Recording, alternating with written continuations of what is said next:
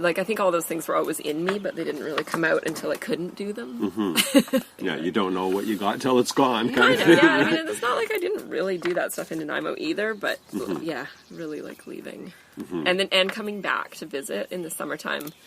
I remember even just like smelling the ocean and being like, oh my God, we can't go back. I remember very, very, like, it's very poignant in my mind is one summer when you guys came back, and this was the time I had moved back to Island for a couple of years, in like 2009 or something, and you guys were out visiting for a summer, and we were sitting on the beach out and just down in front of the surf, and I was sitting with Alex, we were just up on there, and you were just down by the water, just like staring out at the water on the beach, and he looked at me, and he's like, she really misses it here. It was just like, I just remember that moment. I was like, they're coming back. Yeah, they can't stay away for much longer. That's Becky Furnell, followed by Jen Demler-Lindsay, who you just heard there, lifelong pals, talking about Becky's return.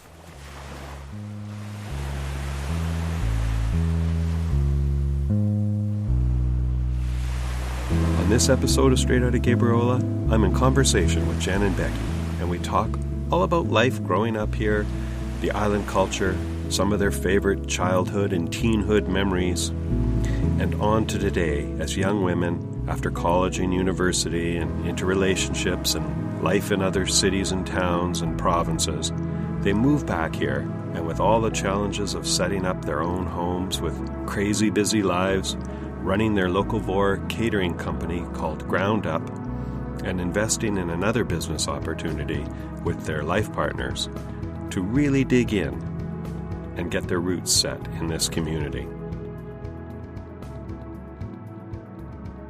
I've called this part 1 for a few reasons. I think there's going to be a few more, and in a future part of Island Grown, we'll be exploring the bursting forth of local food growers on Gabriola, of which Jen and Becky are in the mix, but also because there are potentially so many stories to tell thematically, and it gets at a bunch of other things. We all live here on land that is a traditional territory of the Nanaimo First Nation, and we've got to get around all the intransigence and platitudes of the long drawn-out treaty process and just keep working on our own direct ways of reconciliation and walking together at our own community level. And is the island getting way too gentrified now? And along with that, over the past decade or so, the big-moneyed class have rolled in to build their sprawling estate dream cottages at the very real risk of losing the oddball, funky, and wild libertarian spirit that makes for the most fun and vibrant communities. And wrapped up in all that, of course, is affordability. And we're going to explore that a little bit later on in this episode. But first, come join in on the conversation with Becky, Jen, and I as we sat out on Jen and her partner Bram's back deck on a glorious June afternoon. The birds were singing, opened a bottle of wine, and Becky and Jen were busy prepping baskets of garlic scape to make garlic scape pesto for their catering business, Ground Up. You can hear Jen and Bram's toddler Gus flowing through the action from time to time, the sound of garlic scape tops being snapped off. In a nutshell, from both of you, you're just your quick recap of your life story. Oh, God. Okay. Because, just a little well, now, were you both born here? Yeah. You're both well, I mean, yeah. we weren't born literally on the island, but yes, our parents lived here when we were born. And so then life growing up here, all through, you're true island girls. True island girls. Our mums met. We think the story goes that they met when they were pregnant with us on the ferry. It was like, hey, yeah, you're pregnant. Oh, you're pregnant. Okay, let's be friends. And they're also still friends. Yeah. So it's pretty nice. It is pretty nice, Yeah. and it's the wave of people that have moved here too. That I know when we came here in 2000, 1999, 2000, and that's the kind of thing that led to this discussion and talking. Well, I should talk to Becky and Jen, and there's lots of people that grew up here that left and came back, but also have this that have come in a wave, kind of, where when we moved here, there was a whole whack of people with little kids. Our daughters were 3 and 5 when we moved here.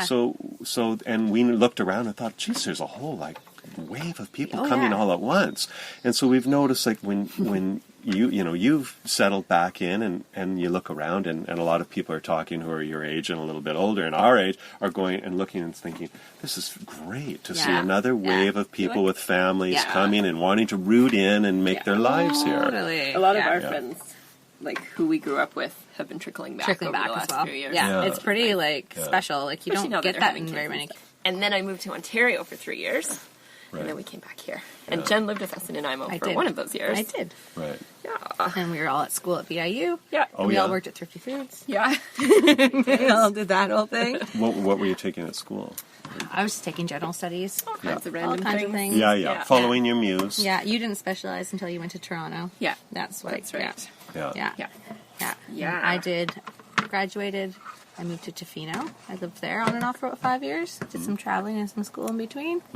And came back here in like 2008, I think. Yeah. I lived in Nanaimo, went to school. Came back here in 2008. That's right, because we came back here in 2009. Yeah, stayed here till about 2010, then moved to Victoria. Right. Yeah, I was in Victoria for about 5 years. Then me and Brad moved to Ucluelet. And then we came back, so we were in Ucluelet for 5 years. Wow. And then we decided to move back home. And doing what in Ucluelet? We moved out there for his work. He works for Parks Canada, so I got a job with the Pack Rim. Yeah. Oh, yeah, right. Yeah. Beautiful job. Yeah, absolutely. Yeah. But we felt that being home and close to family was kind of the bigger draw right now, especially with him. And so then was that a move and then make it up when you get here? Pretty much. Yeah. Okay. Totally. Yeah. We're still trying to figure it's been like not quite a year and we're still like, okay, what are we doing here now? Okay. We're here, it's good. Now what? Right. And you're both kind of like all typical Islander jobs, no matter what you make up a whole bunch of ways to make a living here. Absolutely. Yeah. What have you both got going right now? So let's start with you, Jen. I'm working outside of being a mom, which is a big job already in itself. This guy, and I'm working doing administrative for an accounting firm. Okay. And just been like, put my feelers out for some other work. I've got a master's in tourism, so I've just been kind of seeing what's out there. That's kind just of giving it some time and just kind of see what I can find being back on the island. And let it unfold as it comes along, right? Totally. You'll know an opportunity when it comes. Absolutely, exactly. So at least we've got some work for now and stay busy with this guy and then this. Yeah. So we're trying to get a little bit of a hobby farm going. So this is our first year doing that. We've got 5 acres here, so that keeps us busy. Oh, God, yeah. And then... and with the idea of being self-sufficient or food for produce and selling? Self-sufficient, but then also so we can kind of also put it back into our business. Right. As well. Yeah, It'd be from like the big ground up. From the Is ground. It from the ground up? Just ground up. Ground up. Yeah. I love ground up, He's like, I would like some wine. Yeah, None for you. Yeah. Get your milk. No wine for you. Have your kid wine. There you go. That's yours. This little pink sippy cup of milk. That's yours, kid. Yeah. Oh, you want to give me that and trade for the wine? He's like, that's not so good. Yeah. And the business is like keeps us busy, and it's been a little quieter this year. Just of course one market. It's more low key. Yeah. And no catering. No. Yes. But last summer just about killed us. Yeah. But you it was were awesome. Like, full on so last year. But it was crazy. Yeah. The working cultivate was like that was probably at the dawn till midnight time. And the Wednesday markets were awesome. They were awesome. Holy moly, we had no idea how busy that was going to be. Yeah. It was good. Which is a lovely sign of that you're doing something good and right if you're that busy and people love what you're making. I think there's definitely a need and a hunger for what we're doing right now. Yeah. And one day we'll have a full-time space somewhere. Maybe. Yeah. And then we won't have to have a million jobs. Yeah, that's right. Job. Yeah, exactly. Yeah, maybe. But then you might get bored with just the one job because that does happen, right? Oh, thanks, Jen. Yeah. It's not for cheers, you. by the way. Cheers. Thank you. Good. Yeah. There we are. Oh, you're welcome. What a treat. Yeah. You were trouble though, kid. Yeah. That definitely is mixing it up and doing the whole combo of things. And Becky, for you've got ground up is ground up, and you and Alex are basically are you the core of that? No, it's all of us, but it did spring out of stuff that Alex and I have been sort of puttering at. Like we've been doing sort of low key, non-advertised catering for a long time. Yeah, like quite a long time. Yeah. And we'd always kind of wanted to do the market food, but didn't want to do it with just the two of us because it meant we could never leave on any weekend ever all summer. But then when these guys were on board with that, that made that doable. Exactly. And it makes, when we have like all the catering and stuff too, that we can also do both. Yeah. Even though we don't have catering right now. Yeah. And right now with him, it kind of makes them two people and us, like the two of us, one person. 1.5. 1.5. Yeah. My mom and Bram's parents help a lot with him, but it's definitely. Are Bram's parents here They're too? in Nanaimo. Oh, they're in Nanaimo. Yeah, So and they're a great help, and they're over here helping us around here a lot, so that's fantastic. So, yeah. Oh, that works. Yeah. Right? Granny and Grandpa? Yeah, like Santa, yeah. And then Becky, what about you for others? Wood fire. You wood fire, Yeah. right? And wood fire and ground up is pretty well right now is enough to. Well, and I also have my OSAC business, but I'm sort of trying not to do that so much anymore. Yeah. Although I probably will. Who knows what this year's going to look like? Yes. But I was still planning to do the Thanksgiving tour this year, but I'm not sure if that's still going to happen. But I have stock. But ideally, I would like ground up to kind of replace that because it's more worthwhile and it's sewing is just an excuse for me to watch trashy TV. Honestly, you don't want to know how much crazy. Yeah, sewing in a pandemic is a recipe for 8 hours a day of trashy TV. Trashy TV. So I do have that business as well, and Alex and I used to do. Like gardening and landscaping and stuff for people, but I'm not really doing that anymore because I felt that it was stealing my zest for growing my own garden. Right, yeah. Because it became not fun. Yeah. And then I used to sort of do like odd painting jobs and stuff too, which I wouldn't necessarily say no to if that came up right now, right. but I haven't really been doing that. Yeah, again, the little bits and pieces. The Gabriola way to make a living where you combo up 3 or 4 jobs is by far better for your health. Oh, I for don't sure. actually mind it. I get bored really easily. Yeah, so me too. I don't Yeah. mind doing Me 100 too. different things. Yeah. Right. Yeah. We're usually we always have about 2 I kind of have a jobs lot on of the go. kind of different skills. Yeah. And what about the big step that was, of course, in the Sounder was written up about the big commercial land purchase Oh, right. of We also, we did that too. That's right. Yeah, we did of that. the- And what do we call? Is it just the Roberts Place building? What do we call it? If you know the history of the building. Yeah, well, of course, okay. yeah. So originally, it was a restaurant called De Pizza. D' pizza. Okay. So I want to call it De Plaza. The Plaza, I love that. All right. Yeah. The only one we can't quite get on board is Alex. Alex doesn't He's love not it. 100% sure about it. Yeah. Yeah. I want it on the sign and everything. I think, Right? Yeah, De we Plaza. would. Plaza. Yeah. So good. Also, it's really awkward. Like we're always like the Roberts Place property. What do we call it? Yeah, exactly. Yeah, because before that it was Windecker's, Susie's, right? It's Absolutely, and the Gabe shop was the Roxy, and it was the fish store. It was an auto shop that my dad used to work at when I was in kindergarten. Really? It was an auto shop at one point. Yeah, so it's like, it's great. It's been everything. So we can't just call it the Roberts Plaza. Exactly. Sorry. Wandered off, Becky, what was the opportunity that made it come about that you said, let's dive in with our partners and do this? It's a weird thing to do, isn't it? Yeah. Well, It's not really it's not available for us to do anything with it business wise, but it was kind of an opportunity we couldn't really not look into. And then we just felt like it would be really nice to see it stay in community kind of hands. Yes. Yeah. And that was pretty important to us. And then we just kind of had the history of that, and it was something that we could do. Yeah. Seemed like a good adult idea to do. And it was like really anchoring us to the island now. Yeah, so also that.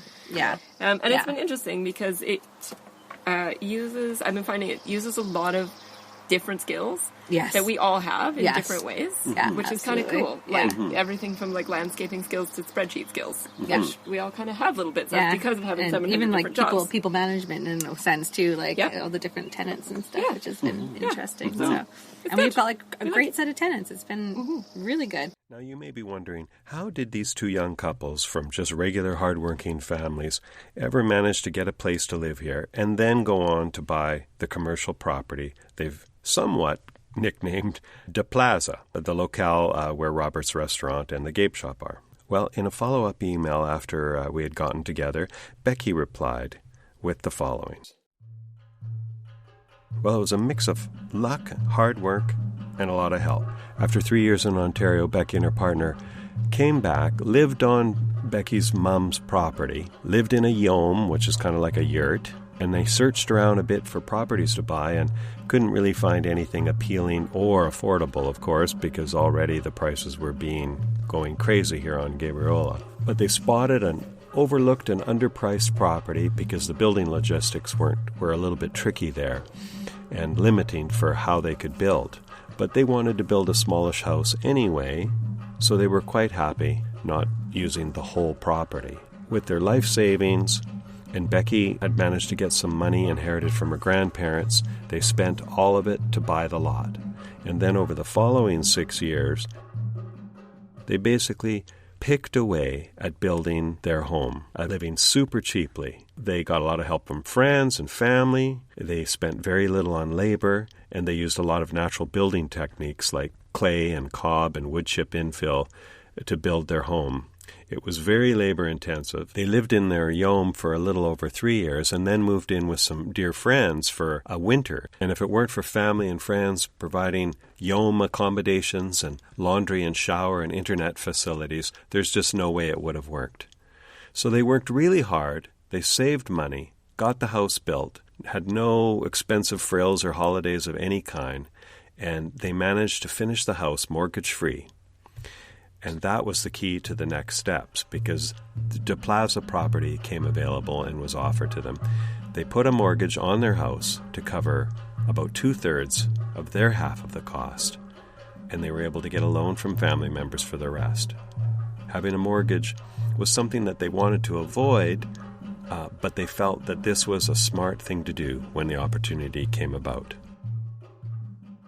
My kids have found this too, my daughters, when they've gone out in the world and they're, let's say, at a social setting, and they're visiting with somebody, and then they think, I really connect with this person. And then they get the backstory, and the backstory is always they're from a Gulf island or from Tofino or something. That's funny. Yeah. I totally have a friend, exactly. I met her at a craft fair in Cowichan where we were both super out of our element, and she turned out she was from Denman. Yeah. And we're still friends. Isn't that something, though? Because I think there's a phenomenon to that, and I think that's why I wanted to talk to you, because I think there's something in the way that people who have spent a long time on it or grew up here it gets into their DNA, and there's this concept of blue mind, which talks about if you spend a lot of time by the water, it changes your whole wavelength. And I think there's an island brain too. I think if you're here for long enough, it changes the whole way your synapses and the whole way you think and process things, and so you can see it in others. I think even just like the way we grew up, like I noticed when I traveled and went to school and moved away, is I would meet new people who I would be talking to them about like where they come from and if they would ever go back, because I always had this like draw to come back here. I've always wanted to come back. I've always wanted to eventually come back and settle here. And a lot of them are like, no, I never want to go back to my hometown. That's like never something I want to do. Like I'm like, well, that's crazy to me. Like that's all I want to do. Like, and then they also don't have the same kind of like friend groups. So like, oh no, I lost touch with everyone. Like I don't. And and like I'm still in touch with everybody. Like it's a very like it's a special kind of. And I don't know if it's just taking the ferry to school every day or just like this. I don't know what it is. It's like I feel like the high school like ferry trip is like a real bonding. You spend a lot of time with the same people. Which is great. Like I've actually really liked that. I mean, certainly it's early mornings and a long day, but it's also like you could just get to hang out with your friends. It's pretty sweet.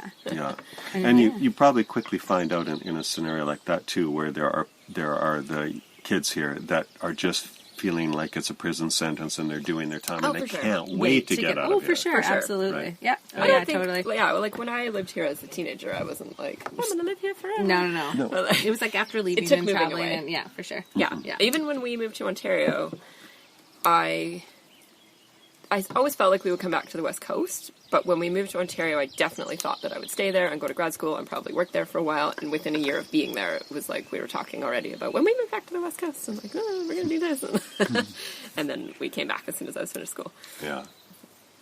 And my dad still doesn't let me live down that I'm not using my degree. But I don't care. You are, though. Well, you are using the... I mean, I learned how to use a spreadsheet. Yeah. And really, all education. I mean, you're getting something useful and good out of it. It's knowledge.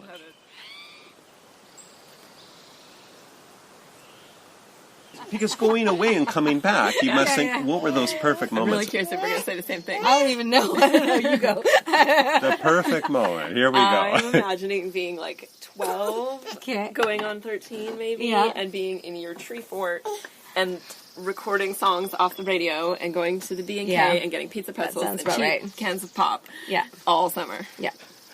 Yeah. Yeah. The beautiful Yeah. island summer. Absolutely. Unstructured and just Yeah. It was the best. That Pizza was pops. Absolutely. And then when we were like 16 and walking around the island and hitchhiking everywhere and just going from beach to beach. Yeah. And I would like go to Jen's Jen's a lot of house. summer memories. Yeah, that's yeah, for sure. totally. Yeah. I would like yeah. walk to Jen's house in the morning and then we would hang there for a bit. And then we would go get our friend Kim who liked to sleep in. Yeah. Get her. I don't even know what we did all day. I don't even know what we did either. And then when I got my license, and then it was us driving around picking up other hitchhikers and going from beach to beach, and then stopping at the store. But there's no more pizza pretzels. Oh, I know, the B&K. Yeah, there's a lot of memories like that. Yeah. Yeah, What else? perfect moments. Jumping off the galleries. It's too scary now. Way too scary now. Really? You don't do that anymore? I don't know. I mean, I might. Oh, It I happened. know, maybe I would. I haven't but- done it for a really long time. We used to be like the first ones in, not anymore. Not anymore. My favorite was always if you are gutsy enough and there's no lion's manes or logs floating around was to go on a new moon when it's really late and then you jump, of course, for the phosphorescence. Bioluminescence. Yeah, I don't think I did that Oh, since yeah. I was a kid. Yeah, that was always an amazing experience. Yeah. Yeah, totally. That's I would say another perfect moment is like we always get in at least one night swim with like bioluminescence. phosphorescence every year. That's Yeah. always- And my parents' house was always kind of the hub. Yeah, so it was totally. like the summer hub. Everyone would meet because it was easy walking distance to the galleries. It was easy walking distance to Twin Beaches, and it was just the easy walking distance to the B&K, house. your house. Yeah. And the door was always open like this. Yeah. Yeah. Totally. Yeah. Yeah, even one time when Jen's family was away, Oh yeah, that's a good island moment. me and our friend Kim just went over and made Sandwiches? grilled cheese sandwiches. We were gone for 2 weeks. And no one, they weren't home, but you went in and made. Yeah, the door wasn't locked. Of course, we were gone for 2 weeks, and the door wasn't locked. And and We were like, I don't know what else to have for lunch. That's what we we're just gonna go over. And, yeah, That's really good. I love it. And of course, Jen, your folks' place was, of course, famous for the haunted house, the Halloween house for years, Those were which some I just island think moments. is amazing that Oh, yeah. all those years Jim and Deborah did that. Yeah. That they Oh, yeah. pulled that off. yeah. And did you ever think we're going to have 300 people through our house again? No. Oh man, so Mom really started getting into that. Like, Yeah. we were teenagers and we were still kind of going out. We were just kind of getting out of our trick or treat phase. Yeah, and we we didn't weren't really really into it as much. participate. We weren't as participant. And then it built and built and got bigger, and she'd add more to the house. Get my dad to make bigger props. Get him to it just got yeah. crazy. And then eventually we're like, wow, there's a 45-minute line to get through the house. How did this happen? Yeah, it was.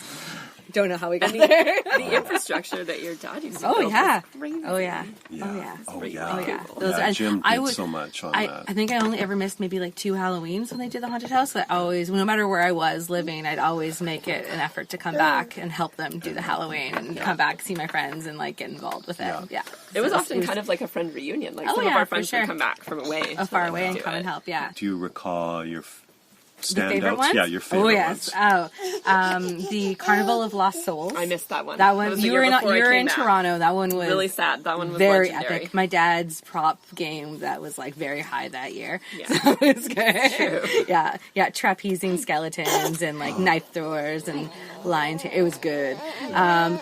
Then Alice in Wonderland. That one, yeah. That was a good fun. one. I remember My favorite Alice in for me was Wonderland. Little Red Riding Hood. Little Red Riding Hood was really good Mostly too. because I had a really fun role that one. Yeah, and I also have a really good picture of my dad from that year, just as So the good. wolf, as the grandma, but In bed. drinking a beer, wearing like the knit, like little like old grandma cap, and yeah, it's so good. very classic. That is perfect.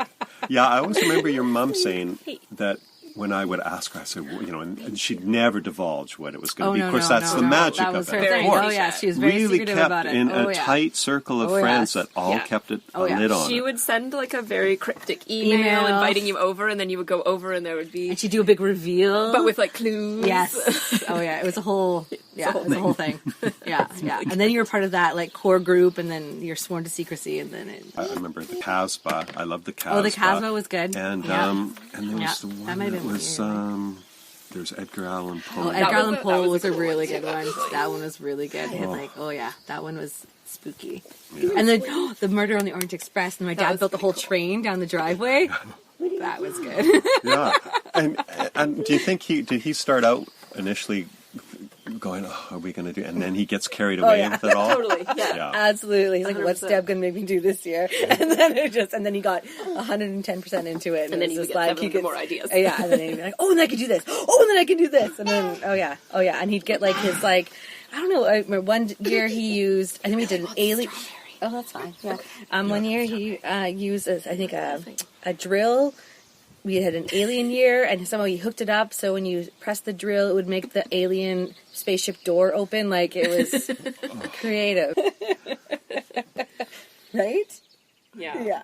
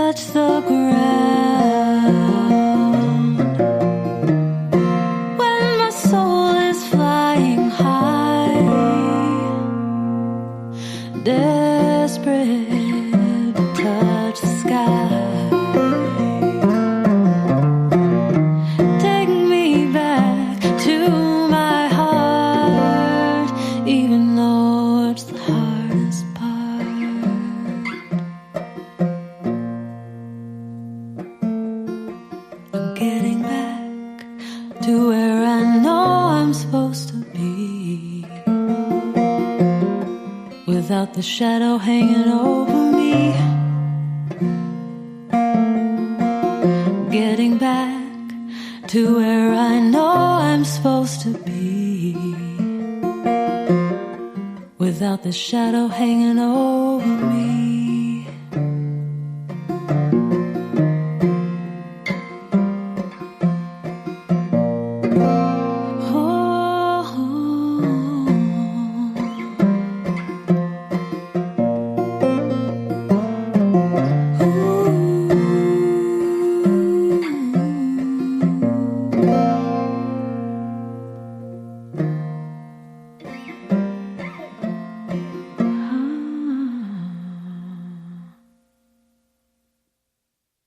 That beautiful songbird is Gabriola Tina Jones, and that's one of her own compositions called Tuesday Morning from her 2019 EP CD release entitled If You Choose.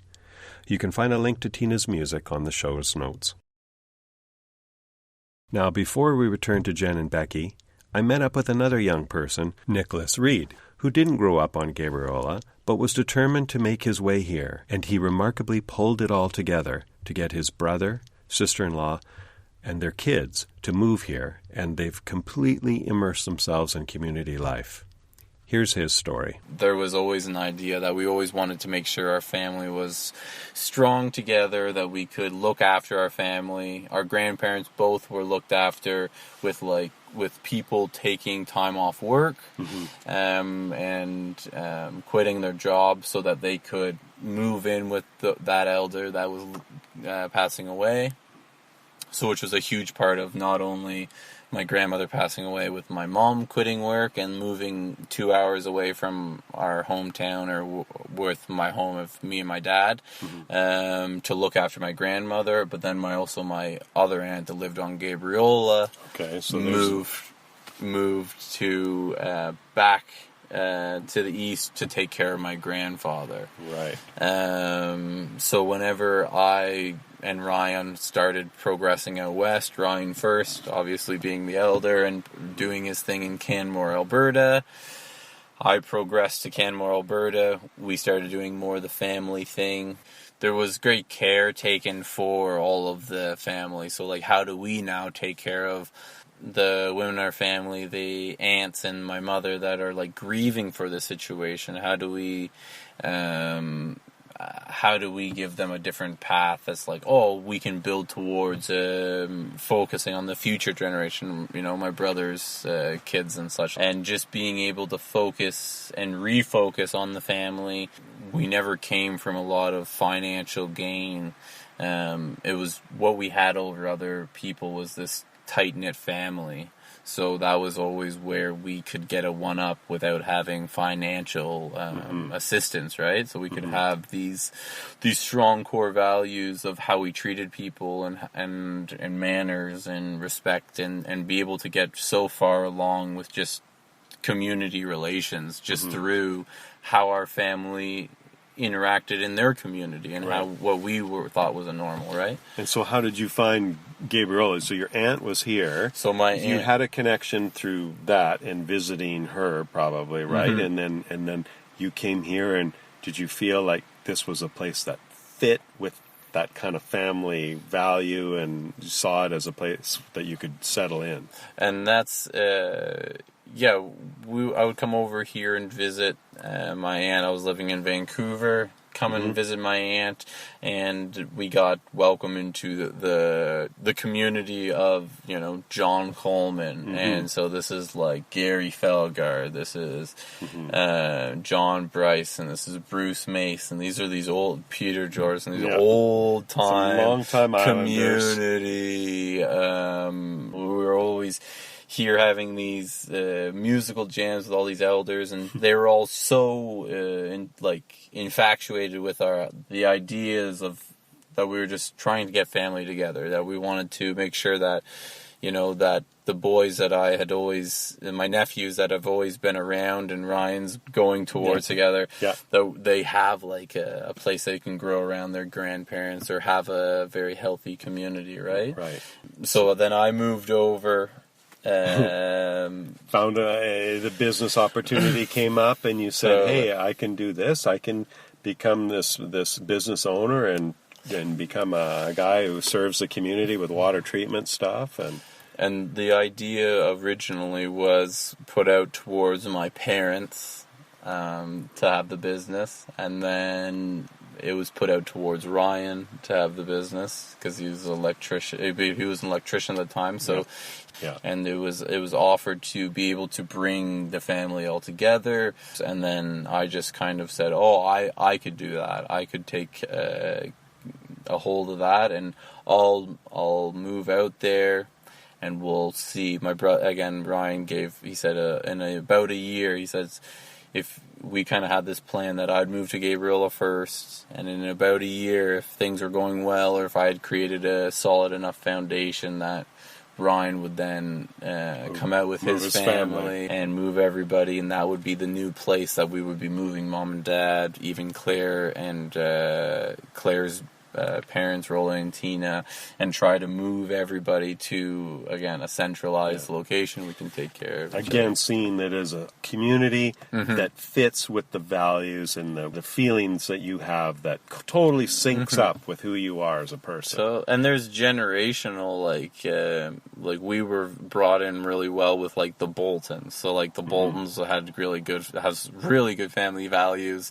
and generational family values on this island. So when we were brought into like the Lions Club through John Coleman, and then we met that whole community, there was a huge group that was very encouraging of what we were trying to do, of like getting our family together, but then also trying to just put our best foot forward, you know, and make sure that we were, we felt, very comfortably in line with the island, because there was a lot of people trying to be good to one another and try to be have a healthy community. And so whenever you see like a community that's open like that, there's great opportunity to have new business ideas, or to have your family grow up without such restrictions. We come from a place that's cows and corn. Like you'd get made fun of if you played an instrument. You'd get made fun of if you juggled. Like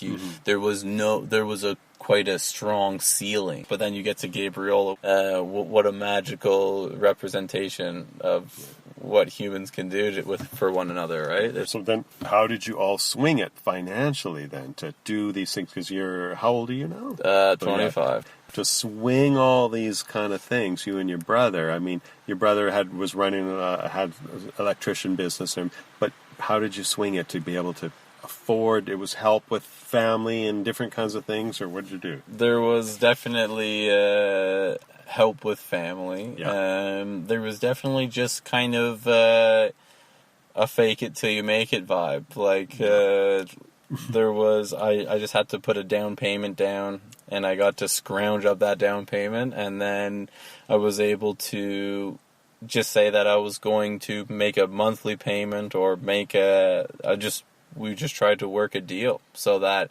I would have to run my credit card up, or I'd have to do whatever I could to make that one monthly payment, and just hopefully things in the business would get better and things would be a little bit easier. But it was definitely a risk, just quite the grind, like risking with nothing. Like, yeah. And you just have to believe, and you just believe in yourself, and just keep going at it. Right? And there was a lot of people on the island that there's good encouragement here. Right. Yeah, and that whether that be through all the organizations here, people you see in the grocery store, fire hall. There's so many avenues of people you doing better on Gabriola makes Gabriola better for them, right? So there's so much encouragement to do something great, because it's going to ultimately benefit them as well, right? So there's no need to hold anyone back when it's going to only push you forward, right? This is a very, very known thing once you kind of settle in Gabriola, that there's there's a lot of cooperation. There's a lot of cooperation. Such an inspiring young person. At 25, he's running a water treatment business, and his brother Ryan is going full on as an electrician. And like Jen and Becky and their partners Alex and Bram, they are deep into community volunteer service. Eric Bolton, who once said to me, "It's time for the changing of the guard, Kent. In so many volunteer organizations, your age group and the younger people need to step up now." He'd be proud. Well, we're still out on the back deck at Jen's house, and we're getting a little bit more serious. With your mom and dad, Jen, that I remember really well is when they initially managed the campground. Oh, yeah. There's been some good times. And there were some good times at the campground. And it's crazy because before my parents had the campground, it was owned by the credit union, so it was a private campground. So you couldn't just go there as a public park. Yeah. And so we used to sneak in the back way because the people would charge us to go in and swim. So we used to sneak in off of McConvie. There's that trail up there. How dare they charge you to come and swim? Like $1. It was $2. Okay, $2. That's crazy. Yeah. So when my parents took over, I was like, free access. Like we can go swimming and we can hang out here anytime we want to. We had a lot. That's another perfect That was moment. a perfect moment. Oh, I think. isn't it, though, Like, too? not one in particular, but we had so many good, like, family barbecues, like, with both our families. And just, like, whenever our friends would be here in the summer, that was always a spot to gather and swim and hang out. And Jim would always, like, barbecue us something. Or I remember, Becky, that too, when our daughters were both young, and then we would have the elementary school year-end hangout, and we'd all go over there for 3 or 4 days, and because now it's all so regulated, and you have to be all official because it's fun. It's a regional. But Jim used to go. We'd say, "Oh, Jim, can we just put the picnic tables down in the orchard and put our?" Go ahead, problem, but just we got some other people, so kind of keep it quiet after one. He was so good. And so it just became this lovely, just free-for-all adventure, right? Totally. Yeah, I used to love that. Yeah, good times at the campground. Even like simple thing like the wave on the side of the road when you're walking. You walk along and you give a wave. And I've noticed that, some people will just barrel on by in a very... high-end looking vehicle and not give you the wave. Right? Thinking, wait, what happened to the wave? With my dad, it used to be getting fingered as you drive by. If I was driving his van, usually his buddies would drive by. It was endearing. It was like the wave. Yeah. I don't get that anymore. Yeah, you don't get that anymore. Yeah, it's true. I've noticed since we now have the fire department thingy on the license plate, I wave at a lot of people who are not sure who they are. Oh, yeah. But I do that anyway, so That's fair. Yeah. I wave at everyone who drives I down didn't my have to honk street. at somebody on my way to work this morning because they were driving down the middle of the road. Oh. So that was... I don't know about that. Yeah. No one was having anywhere of those. Yeah. But it's still a place that you hope will continue to be where people, slow down and talk in the store and have a good visit in a yak. And so you kind of got to work to keep that groove going, right? Otherwise... you definitely need to, stop your car in the middle of the road to talk to people and make the cars behind you wait. Yes. Yeah, it's true. Yeah. Totally. And I want to raise August on the island like that. Yeah. I want it to, I think it's a I pretty don't want rad that place to to grow up. Absolutely. Mm-hmm. Even if he doesn't think so in his teenage years. Yeah. He'll get it. Yeah, He'll get it. Yeah. He'll get it. He'll get it.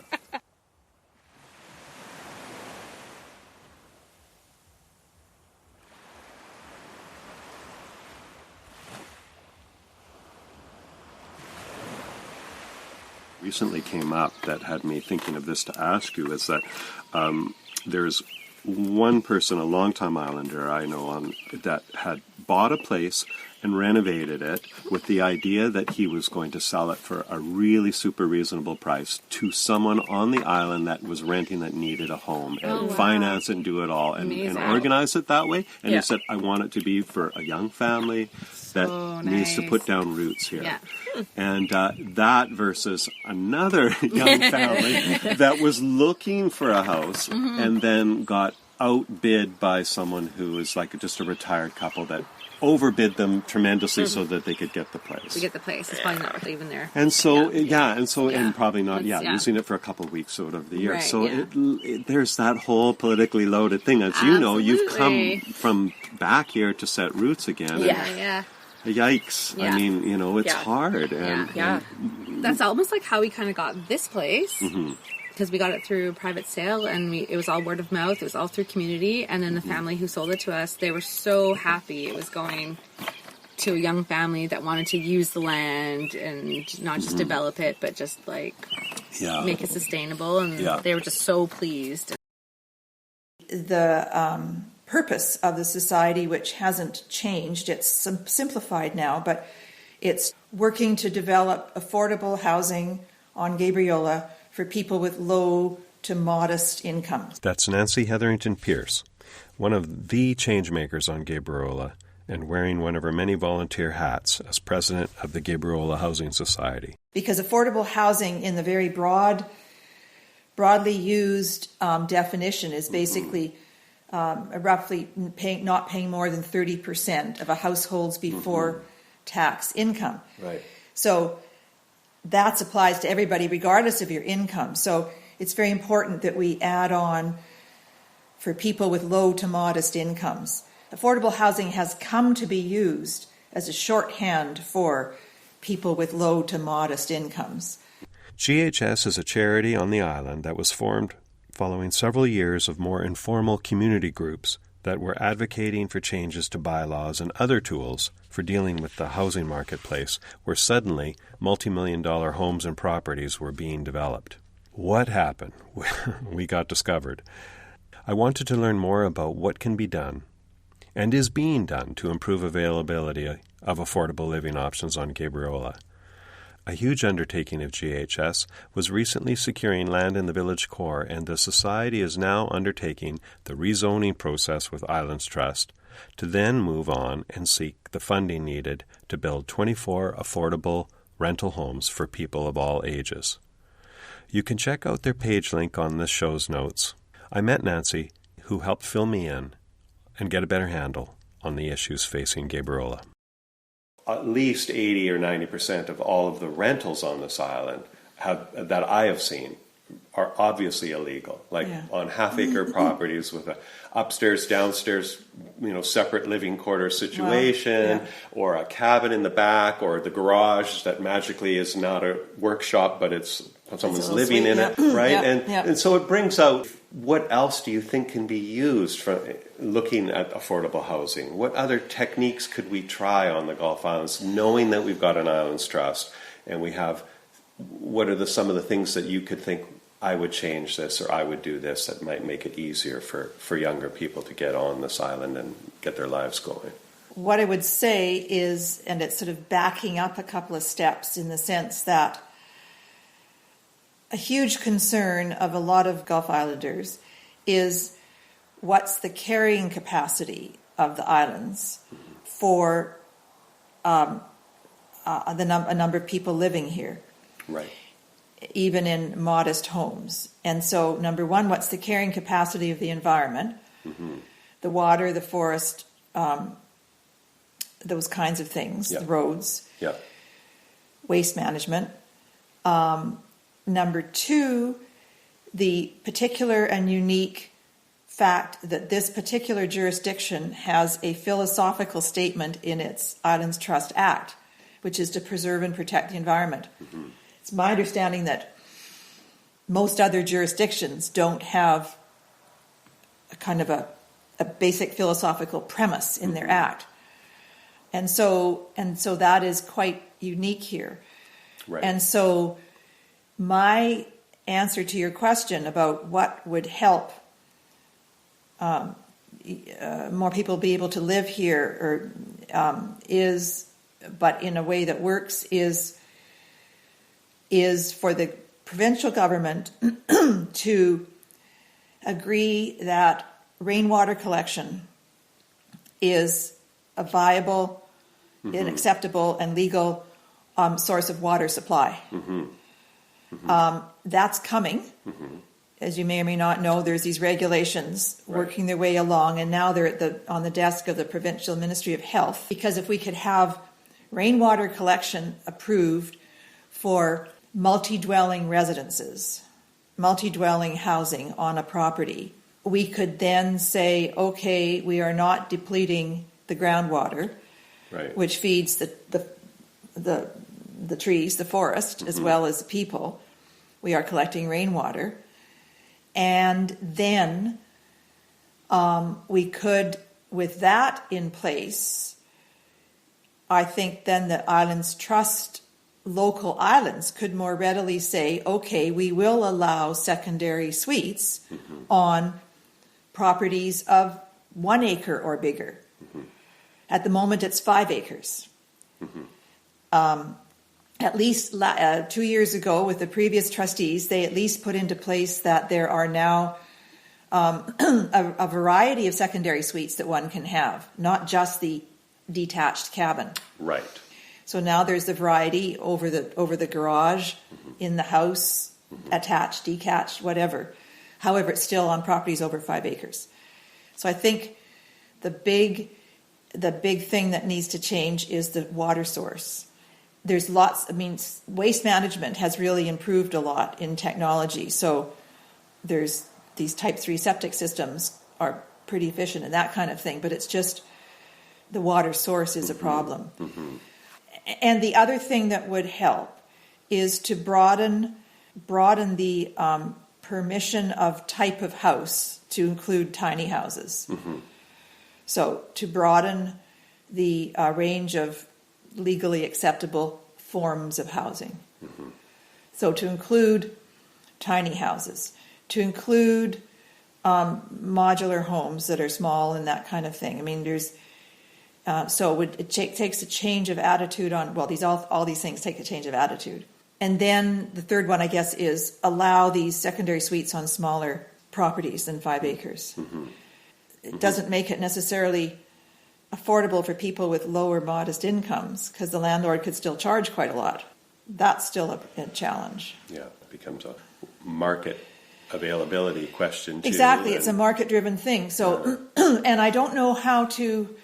I mean, I gather a lot of landlords have had terrible experiences with renters, and so they refuse to rent. I mean, another thing that I think would make a difference is for Gabriola LTC to crack down on Airbnb, on short-term vacation rentals. It is illegal on the books, but it's only a complaints-driven enforcement right now. There are definitely situations that I've run across where we've had private sales where people have looked in the network and saw someone who's really willing to say, well, I'll give you a really great price because I really want your family to be here and to have a chance to have a life here.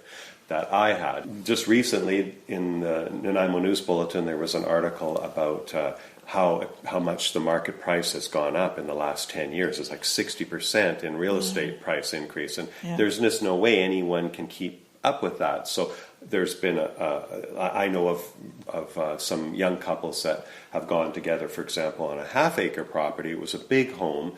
They did a separate agreement. It wasn't like on the title. Oh, right. Right, so it doesn't show up and trigger any problems there. So they do their separate legal agreement that they all sign, and then they go in and they quietly divide the house up and live together there. Yeah, and, you know, being that it's a big enough home and they've kind of done their diligence and thought, well, yeah, there's, 3 bathrooms and 5 bedrooms, and the water is good here, so of course we can do this. We can make a go of this. So, but don't they take a big chance because it's not legal? Right? Yeah, they take a chance, right? I mean, on the title, the 4 of them own the whole thing. Yeah, the 2 couples own the whole thing. Yeah, that's right. But the way they share it is 2 residences on the one property. Yeah. Which is the part that's gray. Yeah, that's the gray part. What we're understanding now, we see the economy and the market, and we all have just thought, it's just all, laissez-faire, and it is what it is, and it's its own beast. And it'll balance balance out. Is there a way that a society or an organization or a group of people can get together and look at ways to help privately finance people, or do a private listing, private network, or a collaborative, cooperative network of homes that could be available that then step outside the marketplace? Just, I guess, looking at creative ways to think about making it affordable and available in a marketplace that can get spiral out of control because people from all over the world can potentially buy a property here. So the response I would have to that is the model of a housing co-op. Right.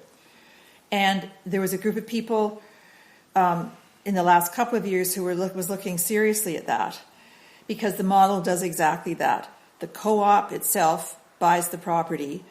Individuals can join the co-op and there's rules and all that. But basically, you join the co-op in order to be able to purchase one of the houses or one of the units in a multi-dwelling.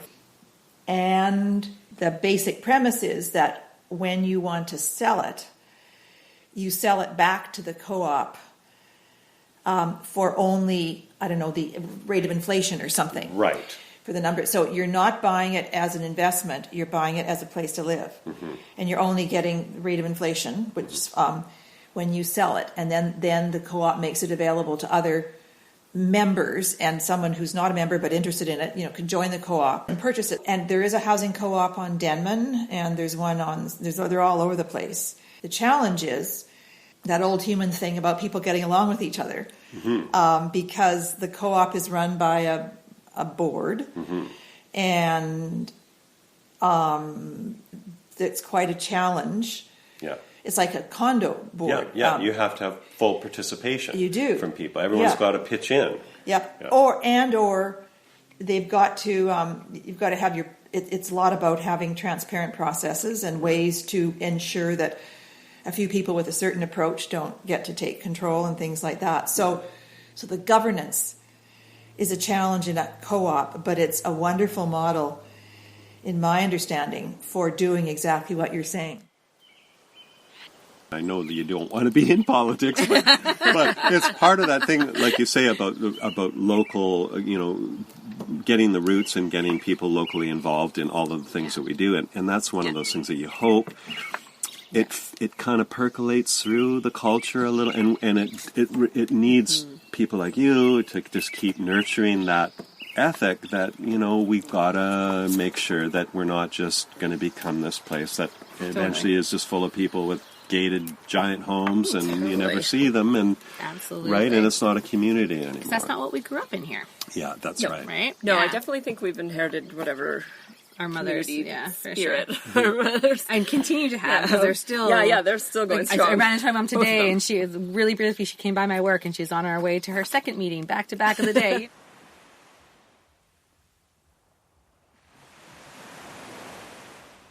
Look long term in the future of the island. Have you any kind of hope? What you're hoping for now that you're here and you're putting down your roots and you're staying? What do you think, Jenny? Goodness. I definitely know change is inevitable, so it's not going to be exactly the same as it was growing up, like it was for us. But I do kind of no de pizza. Well, there's no de pizza. No de pizza, yeah. But just still that kind of element of community and being able to raise kids the same way we were raised here, and having our small business, and I don't know. I also think the way things have happened, I feel like the COVID, there's been some silver linings. And I feel like one of those is more opportunities for remote work and things like that. So I feel like that could bring more opportunities in a way to still live on your 5 acres and live a bit more sustainably, but then still be able to have your, real job, quote unquote, without having to commute. And I don't know. It's a big open-ended question. Yeah. Well, I was thinking too, we've been here, this is 21 years we've been here, and I just hope that when people come, they stop and look around and see how people interact, and see how this culture works, and see how people live, and fold into that rather than come here with their ideas and transpose all of the way that they like to live from somewhere else here. Yeah. And then it becomes, then there's this weird thing where eventually you find those people often just leave because they realize they can't quite get it, and they realize, okay, I am not fitting in here. I can't fit in. Island folk, No, not right. And then there's the other situation too, where you look at, I think of the future and again, affordability and lifestyle and all of those things. Absolutely. And I know just not far from here, I remember there was a house that I went to when I was doing the water treatment business that now Nicholas Reed runs, Quality Water. But when I was running it, you'd go to this house and it was like a 4,000 square foot home with 2 people living in it. And it took 15 minutes for them to get to the door. You could hear, the doors opening and closing. And I think, what's the point? And also, how do we make things, we have to think more flexibly about how we're going to make sure that people can live here that embrace the lifestyle and the culture. Yeah. It's easier for me to think about that question in the sense of what I don't want to see. I know when Alex and I first moved back here, I guess we were 25-ish. Sounds right. And that was a time that a lot of our friends suddenly left the island, and we were like, oh, crap. What have we done? We just bought property and whatever. And then, I guess I was, feeling stressed out about that. So I was seeing, a lot of these same, retired people moving here, which is fine. Great, It's just there needs to be a balance, and I wasn't seeing young families. And now I'm seeing more of that, but I don't know if that's also just because we're 10 years older, and it's like now our friends have more kids, and they're trickling back, and there really aren't a lot of 25-year-olds here, which is fine. There's not a lot for 25-year-olds here, probably. Yeah. But, yeah, I guess my hope would just be that there's always young families and older people and people who've lived here forever and people who just got here and all kinds of different people. But that's always an option, that it doesn't become super gentrified. It doesn't just become a bedroom community. Exactly. Vibrant. And I love seeing, and I hope this is a trend that continues, but it feels like the local economy, for farms and that kind of thing, has really taken off, and I just yes. That's one thing that has been really exciting for us moving back especially from the Ucluelet. It's amazing. It's a great little community. We love living up there. A lot. The median age is 34. Lots of young families. It was hard to leave because we lived on a street where when Gus was born, there were 4 other babies born that's in on the street within the same 4 months. It was it was pretty neat. So we left that, which was hard. Yeah. But we wanted to be closer to family and back here and closer to friends and our community and our support system. But coming back here, one thing they don't have out on the West Coast, it's it's the abundance of the farms and you can't. It's more just because you can't grow it out there. Yeah, that's right. I mean, that's the biggest time. thing. Yeah. But that was so exciting for us. Just even this the local meat, the local eggs, everything was just. It's just it's there, and it's just tapping into that and have all that here. Absolutely, just at your fingertips. Yeah, and to see it really hitting its stride. And I think now, with the other things, with looking at affordability and to encourage families, I mean, that's something that is going to require big shift. an effort, right? Yeah, it's not just because you struggle. A lot of people find ways, they look and they try and find all kinds of creative ways to make it work, or they're just living in a trailer on someone's property by their good graces. Totally. There's that happens.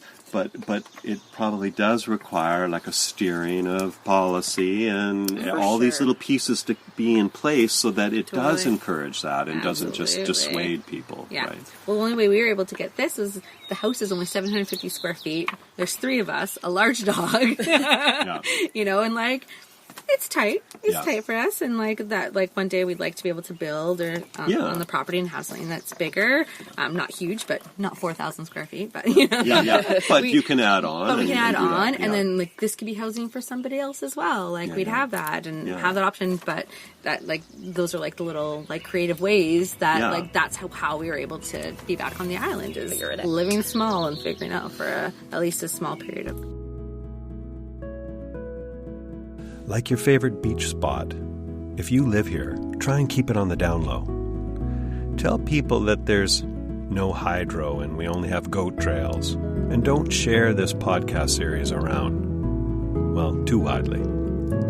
Okay, thanks to Jen, Becky, Nick and Nancy, and Tina Jones. And thank you for listening. Bye for now.